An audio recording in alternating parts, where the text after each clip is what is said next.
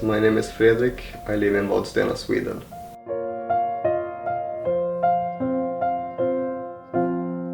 When I was 5, my father committed suicide, so that affected my whole family pretty much. My mother started to drink a lot, and I always got to learn that things were taboo. I often felt that I wasn't good enough because I felt that my family missed something and I couldn't fill that spot. Later on in life I turned to alcohol, criminal activities and drugs, and that shaped a lot of the future for me was pretty much laid out to be not that great.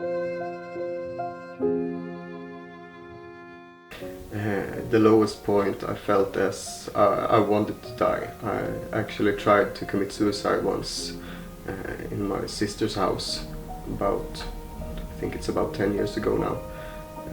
But I don't know what happened, but I think the cord broke or something. I tried to hang myself on a door, but deep down inside I don't think I wanted to die. I think it was like a call for help or something like that. When I was like 28 years old, I had a really tough time with my addiction. I lived in my car like 4 or 5 years and haven't had somewhere to sleep and shower and eat for a pretty long time. I decided to go from my hometown in Gävle to Gothenburg to meet some other friends, and it ended up with me being in jail again. I think I was 6 months into sobriety. They just kicked me out from the place. I had no place to live, and I have debts over my head. Can't get an apartment. All my friends were like this. Yeah, they were addicted and criminals, and just the way I had been. So I didn't really have so many people to turn to. And my mother at the time, she was an active alcoholic. We didn't get along too much, so I really couldn't go to her place. Next week, like a year ago, my mother committed suicide too, and then I couldn't deal with myself. I couldn't deal with anything.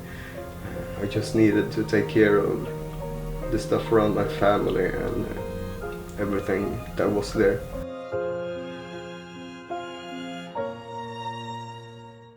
They put me in institutes, and I went to rehab, and I went to UV and stuff like that. Tried to lock me away because I liked doing drugs, and I liked being out with my friends and do stuff that I didn't want to do, that I want to do for myself. I didn't really care too much about my family and the people close to me. I use the internet really much because there's a lot of people out there suffering and that have suffered and survived.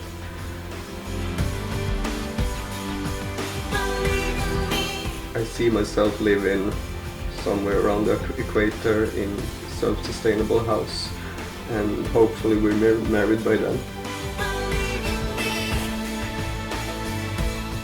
Never give up.